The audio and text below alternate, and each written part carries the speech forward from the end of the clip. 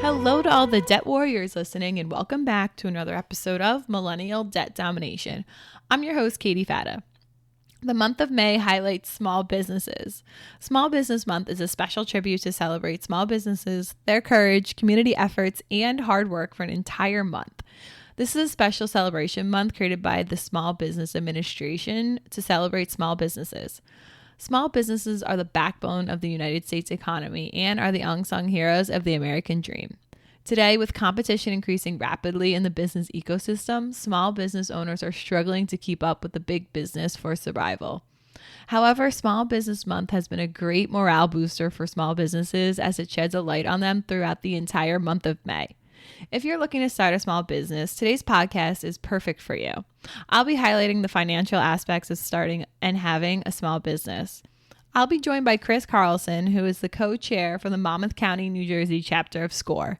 SCORE provides a wide range of services to established and budding business owners alike, including free mentoring, webinars and courses, a library of online resources, and workshops.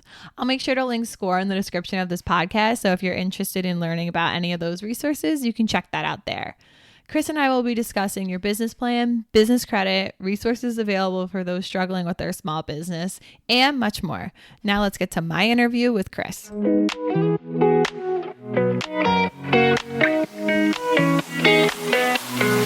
Hi, Chris. Thanks for being on the podcast today. Hi, Catherine. Pleasure to be here. So the month of May is Small Business Month, and that's what we're going to be highlighting on this episode. So to start, what is Small Business Month and why is it important?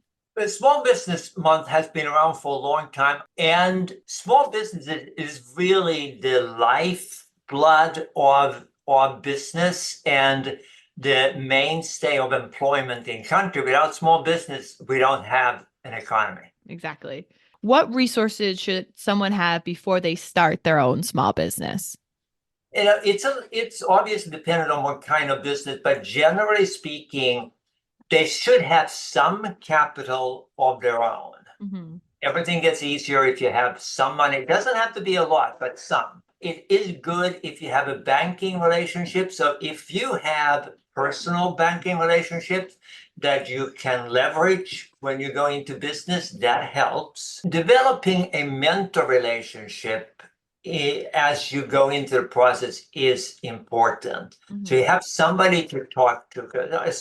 You have so many questions, you have so many uncertainties, and it's easy to get not comfortable. I was actually going to ask that question later on, but we could talk about it here. You mentioned having a mentor. So what would be who would be someone who could mentor someone who has a small business, and why is it important to have a mentor? Yeah, it could be somebody who already is in business, somebody you know who has been in business for a long time and successfully so. And it can also be a professional, it can be your CPA, many of them been around for a while, can also be a SCORE mentor. SCORE has 14,000 mentors nationwide, both generalists and specialists, and people like me that we were in business. Like I had a business for a long, long time and sold it some years ago and been doing mentoring with SCORE since 2016, I believe.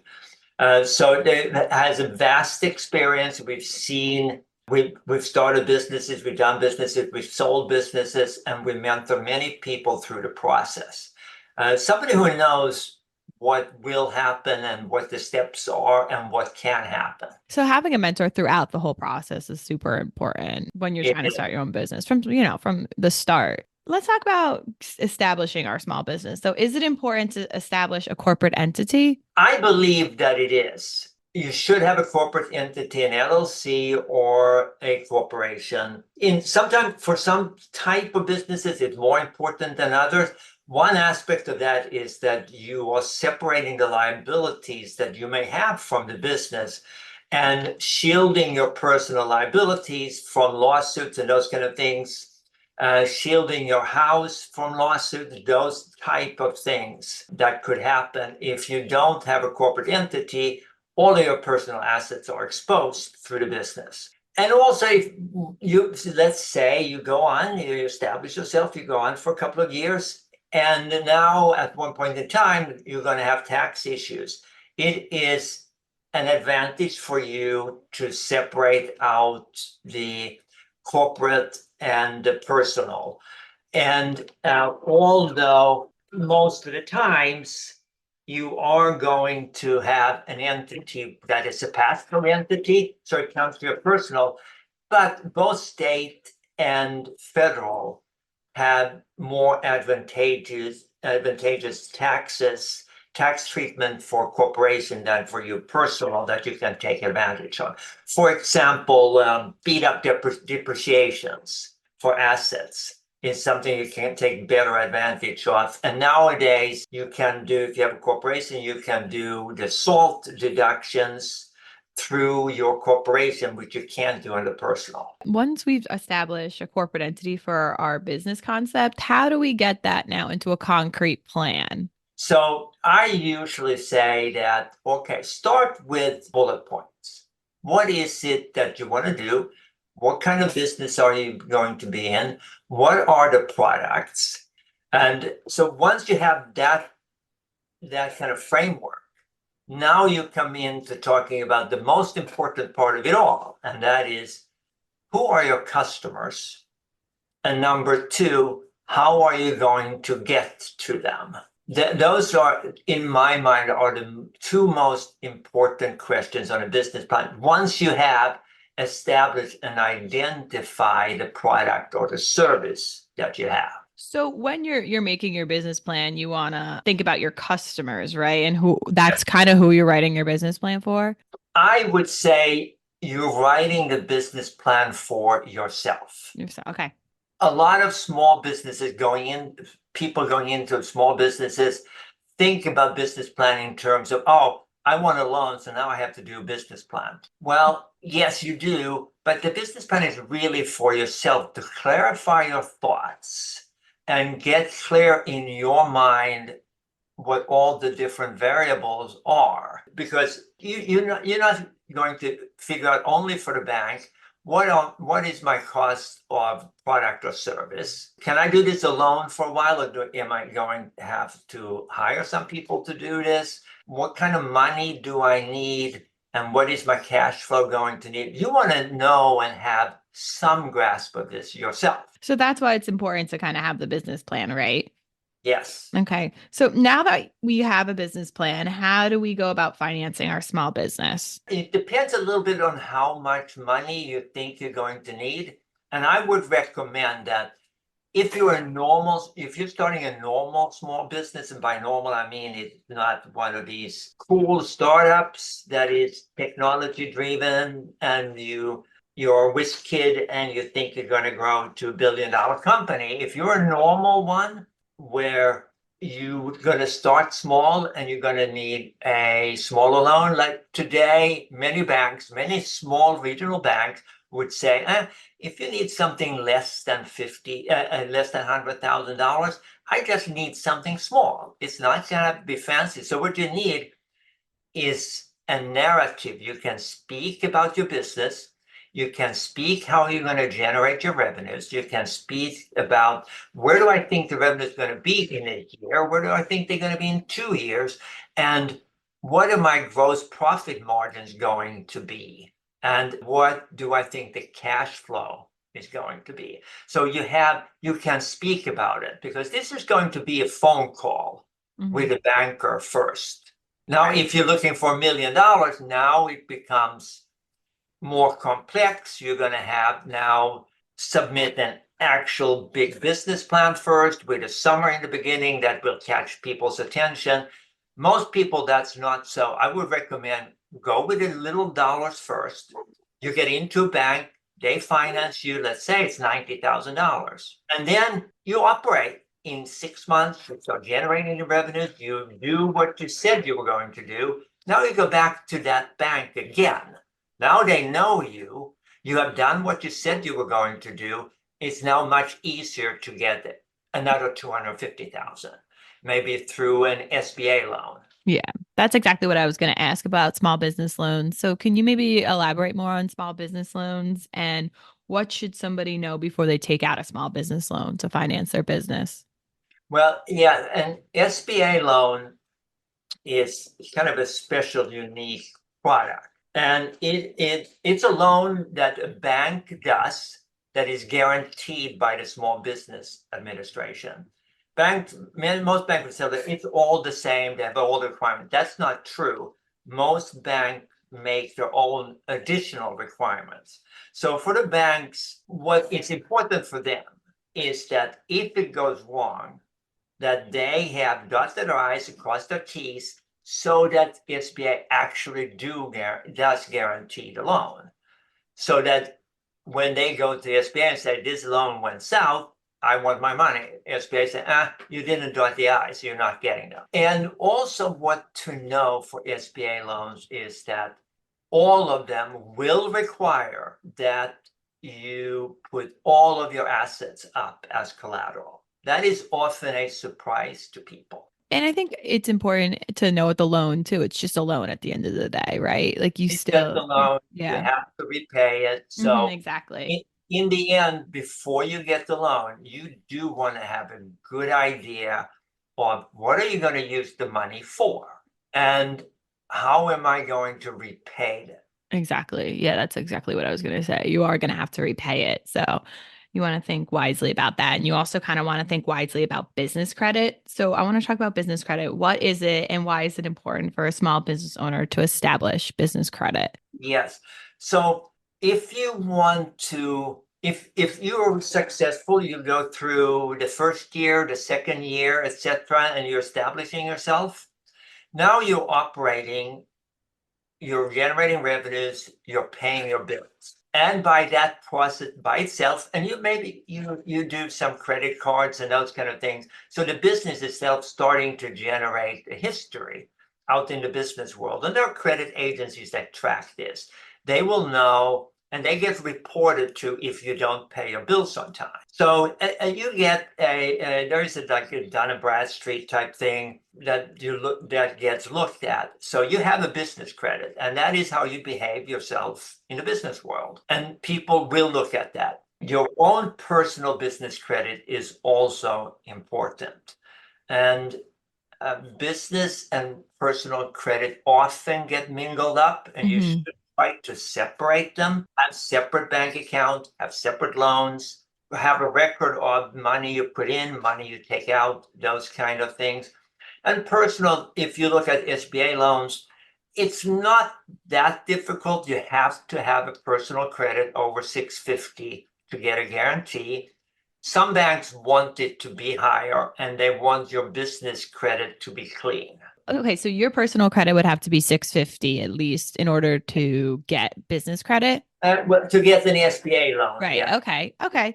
Let's say you have your business credit and, your score might get low because of financial problems. Does that affect your personal credit? Not if you have a separate corporate entity, no. Okay. Now, that is the formal answer. Mhm. That is how it should be. Right. What happens very often is that, especially if it starts going south, is that stick the head in the sand a little bit and you get optimistic and then it doesn't work. So you start putting your own money into it. You take out a mortgage on your house, etc., etc. And then finally, you don't have any more money yourself, and you can't pay your own bill because you're not generating personal income. That's when the personal credit gets destroyed too. In theory, if you keep everything separate, it shouldn't necessarily affect one shouldn't affect the other. But once you start to mingle them, that's when they could start affecting each other. Yeah. And there Okay. is one other aspect of that. Okay. So once you're into it a little bit and you start getting a little bit bigger loans, as you get a bank loan, they are going to require personal guarantees. And there's typically one other part it's very hard to get away from, and that is if you lease a building or office or a retail space or something, leases almost always have a personal guarantee attached to it. You should always try not to do it. If the business doesn't work out, you want to get out of it, the personal guarantee really messes everything up for you. If you're struggling to maintain a good business credit score, how can you go about trying to raise that score? You can that business score, there is no magic wand to it. Some people, if they can get the capital to do it, etc., they just close down one business and start another one. That takes a certain gut, and it takes some money and those kind of things. Other than that, is that the only way to really raise your business credit is to have a stable business.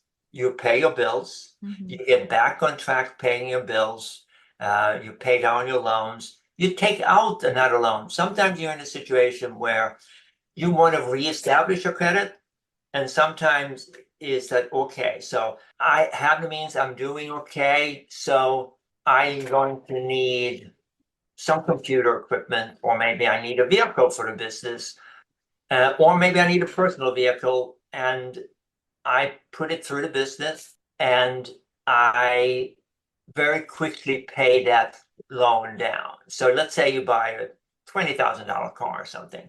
You put it through the business, and then you pay it off in 6 months. Now you started to really reestablishing the credit. So once we've established a good business credit score, what is our next step as a small business owner? It depends a little bit as to what you do. Let's say that you have a small plumbing company that you do. Regular run-of-the-mill business, you are a plumber, you left your employment and you're setting up your own plumbing business. Fairly common story. Yes, you have to have business insurance. You have to have liability insurance. You have to have workers' comp. And many businesses in the beginning, they don't do that. And they really live on borrowed time because something happens and you don't have that insurance. And let's say that you have an employee or some 1099 person that's out there doing work for you, they get hurt. Now they're going to need to survive. So they go to a doctor and said, oh, it happened at work. So now all of a sudden you're caught in this. Okay, so we have a workers' comp claim. You have no workers' comp insurance. Now you have a personal liability attached to that. So it's really important. Things happen. And anytime you're a plumber, you're out there driving around, yes, you have a car, maybe it's a personal car, and then your personal car insurance could say, no, you're not covered. This was professional, not personal. So what about if your business isn't like a brick and mortar? Do you still need to have business insurance? Like if you're just maybe an online store or something like that? Yeah.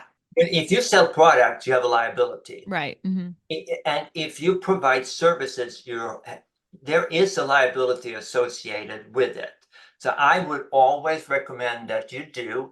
And if you have a service business that it's not the physical service like plumbing or HVAC or something like that, or moving, it's more of a personal service. You create websites, for example.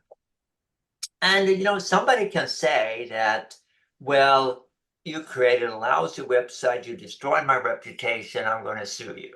So you want to have liability insurance for those reasons, and that's not going to be expensive for those purposes. We definitely should talk to a business insurance broker and establish that relationship early on. So insurance is definitely necessary for a small business. So you should be including it in your small business budget. How do you create a small business budget? You create it in the beginning very simply. And that is that you have your narrative. Who am I going to sell my product to? When am I going to sell it? So, and you want to know how much is the sale going to be and what is the cost going to be from that sale. So then you just very simply, and in the beginning, it doesn't have to be perfect. The important part is that you have it. Okay, so I think that in the next 60 days, I'm going to sell 3 customers, and I'm going to have $15,000 in revenues, and it's going to cost me $10,000 in direct costs to do the service or the customers, and then I'm going to need to have another $1,000 or $2,000 of overhead expenses. Put that down on a piece of paper. Even if you have to write it down on a piece of paper, it's better than nothing. If you know how to do Excel, do it in an Excel sheet. So you have an understanding of what you're looking at. Then you can start tracking it. So you take it from 60 days to 90 days, and then you build it out for a year. So then you can start saying, okay, I didn't get 15,000 in the first 60 days. I only got 10,000, but it only cost me 3,000. So now I understand that.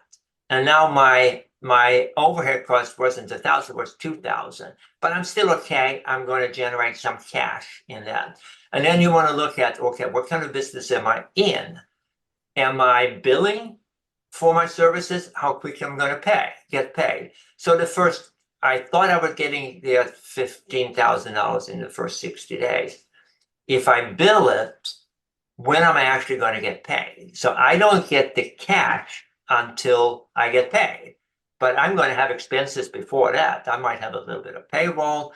I may have to buy material, may have to do some other things. So I can see how much money I need to put into the business to start with. It doesn't have to be perfect to start, but at least, you want to make sure you're listing everything you're going to have to pay for. That's right. And you do the numbers together kind of with bullet points as to what you're going to do. And it doesn't have to be fancy. At least you would know. You don't want to go into anything without a budget. No, you do not. No. Yeah.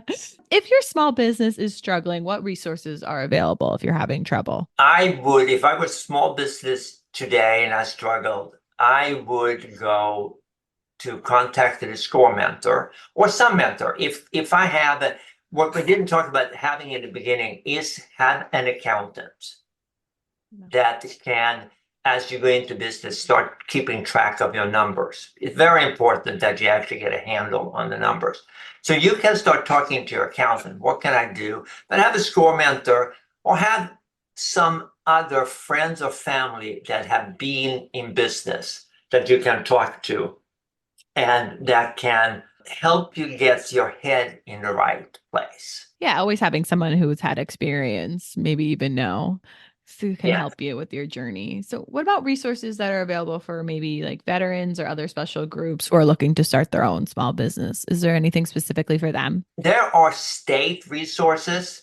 The economic development departments have resources, and there are resources for veterans. What there aren't a lot of, very little actually, are special grant.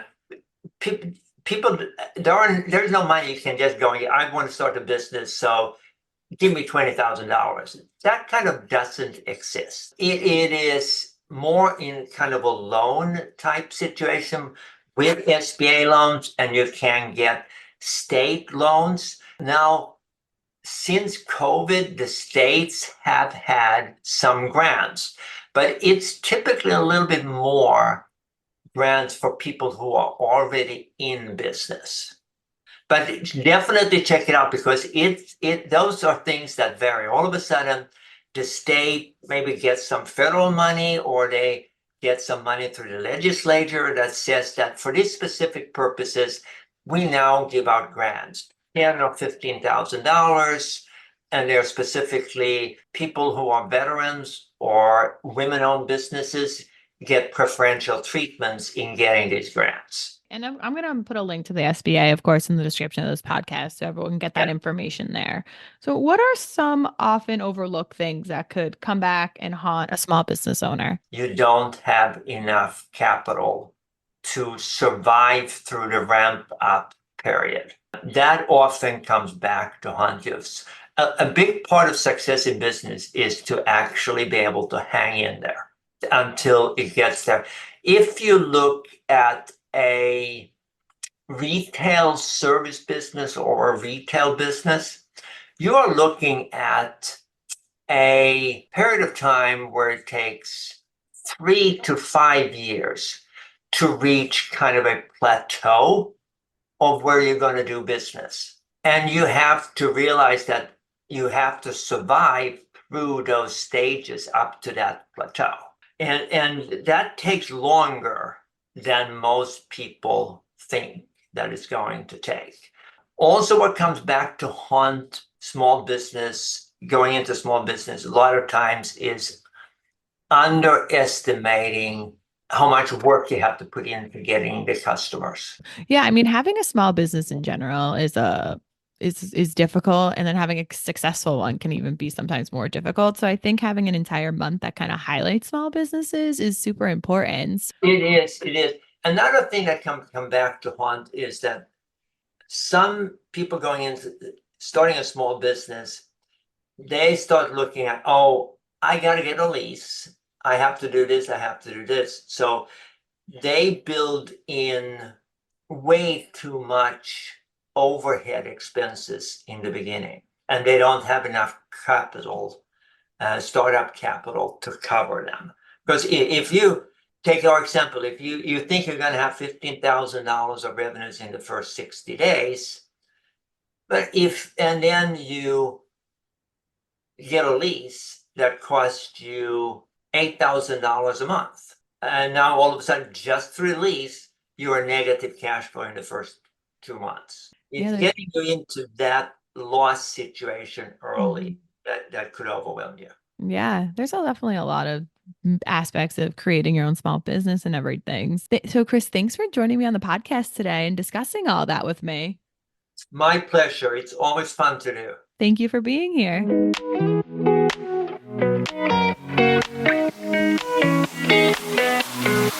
If you're looking to start a small business, hopefully this podcast helped you understand the logistics and financial aspects of starting one. It can be extremely daunting to start a small business, but don't be discouraged. Have your business plan ready when seeking out investors and/or small business loans. If you're planning on taking out a small business loan, make sure that you know it's just a loan. Like any other loans, you have to pay back that loan. Keep your business financials separate from your personal financials. This will ensure that your business and personal credit don't affect one another. If you're struggling to maintain your business credit, start to build it back up by having a stable business. Work towards getting things back on the right track. If you're starting a small business, it's important to have business insurance even if you don't have any employees. Liability insurance is the key to ensuring that your business doesn't take the wrong financial turn. Make sure to include your insurance in your business budget. Even if you don't know the exact numbers for your budget, make sure to include every expense you'll need in your budget and put an estimated number with it. Having a business mentor from the start can do wonders for your small business. Having someone with experience to mentor you can be the help you need to keep your small business going. With that being said, that wraps up another episode of Millennial Debt Domination. Don't forget to subscribe to the podcast wherever you're listening. And if you're listening on Spotify or Apple Podcasts, please rate and review us there. Make sure to make an effort to support small businesses this month as well. I'll talk to you next time, millennials, Gen Zers, and everyone else listening. Bye.